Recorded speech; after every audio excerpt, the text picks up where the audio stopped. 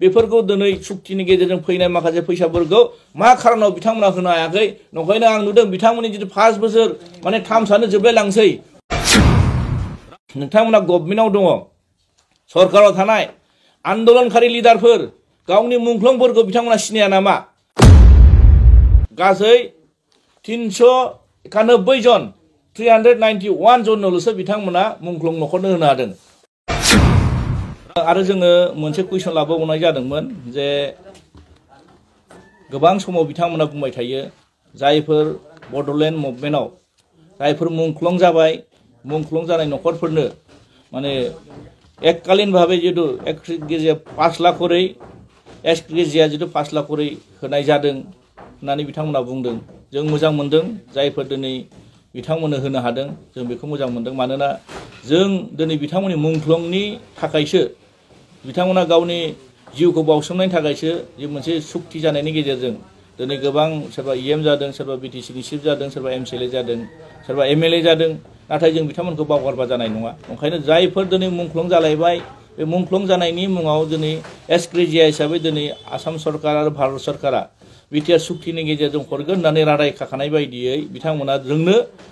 हरनाय जादों आं बेहाय मोनसे तथ्य मोनदों नोंथांमोना बे तथ्यखौ होनाय जागोन जों बेखौ सोंनाय जाबावदोंमोन जोंनि अपोजिशन लिडारनि मानगोनां देरहासार बसुमतारी बिथाङा सोंदोंमोन बिथांनि कुइसनाव फैदों जे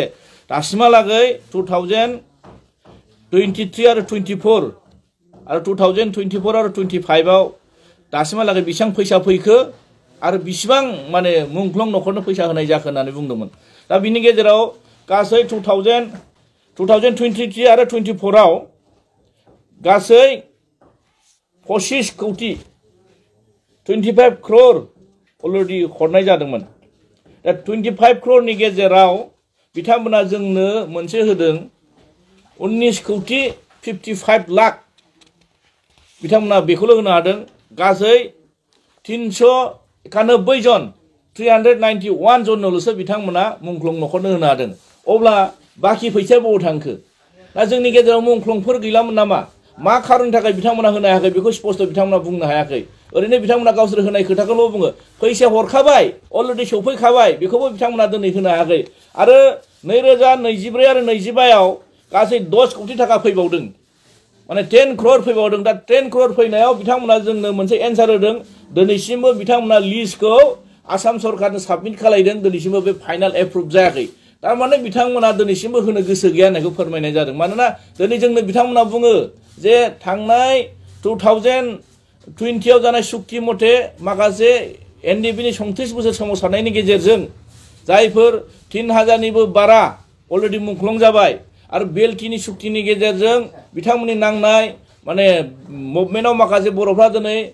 26 जन थैनाय बिथांमोननि गेजेरावबो दिनै माखासे मुंख्लंफ्रा मोनाखै अलरेडी पुलिस भेरिफिकेसन जाबाय बिथांमोनखौ मुंख्लं होननानै बिथांमोनखौ सिक्रिटि होनाय जाबाय बिनि गेजेराव दिनै 10 कोटी आरो नैबे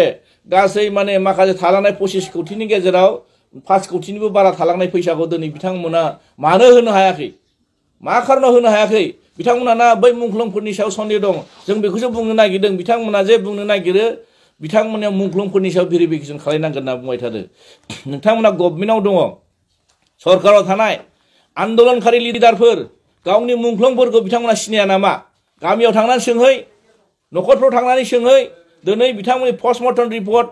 बिथांमोननि दिनै सार्टिफिकेट डेथ सार्टिफिकेट बिथांमोना बिनानै दिनै पुलिस भेरिफिकेसन खालायबाय थाबा बहा जानो मानोना आन्दोलन समाव जेराव नों थाखुमासो आन्दोलन खालायनो गोनां जायोमोन गावनि डेड बडिखौ दिनै नखराव लांनो हायामोन सोरबा गुबुन दाबसे जायगानिफ्राय गुबुन दाबसेयाव दिनै मुंख्लं जायो दिनै एनडिपिनि मुभमेन्टआव बुंनो थांब्लाथ' दिनै गोबां माने बेलेग आउट कान्ट्रियावबो थानानै नांनो गोनां जादों बहा सौफैनो नोंनि डेड बडिया जेराव नखरानो थानो हायामोन गासैबो बिमा बिफाफ्रा गोदाव सोराव जानो गोनांमोन जायोमोन दिनै बेफोरखौ दिनै सुक्तिनि गेजेरजों फैनाय माखासे फैसाफोरखौ मा खारनाव बिथांमोना होनो हायाखै नंखायनो आं नुदों बिथांमोननि जितु 5 बोसोर माने 3 सानो जोबलाय लांसै अब्ला बिथांमोना मावगोन मावगासिनो दं गोबां गिदिर खोथा बुङो दिनै बहा थांखो फैसा फैब्लाबो बिथांमोना होनो हाया आरो मावैखौबो मावदों होननानै बुंबाय थायो नंखायनो दिनै मुंख्लंफोरखौबो बिथांमोना थगायबाय थादों जेलाव थानाय माखासे माने जोंनि जायफोर जोहोलावफोर दिनै बिथांमोना रानथाब खुथाब दिनै जेलाव दङ बिथांमोननि थाखाय जेबो गैया आरो बेहाय नुनो मोनदों जे दिनै जों नुनो मोनदों नर्मेल बाजेट माने बिथांमोना एडिशनेल बाजेट लादों बे एडिशनेल बाजेटआवबो दिनै बिथांमोना जोंनि जायफोर जोहोलावफोर जायफोर आन्दोलनकारि लिडारफोर दिनै बिथांमोना गोबां खस्थ'नि गेजेरजों दिल्ली मुम्बाइ सोरबा बाइक गुबुन जायगाफ्राव दिनै थेला बोनानै जाना दं सोरबा हाजिरा मावनानै जाना दं सोरबा बेमारजों नोरजिया जानानै दं सोरबा कर्टआव थांनो हायाखै माने कर्टनिफ्राय गोबां नटिस फैबाय थादों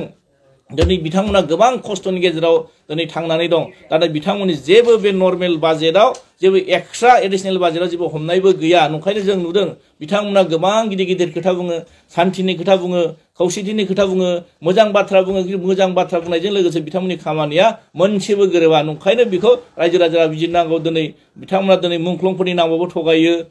फैसा फैनायखौबो दिनै बिथांमोना होआ कारापसनखौथ' बुंनो हाया कारापसना हिसाब गैयै जायो नंखायनो दिनै बिथांमोननि कारापसनखौ जों बुंनानै फोजोबनो हाया बिथांमोना फ्रि कारापसननि खोथा बुङो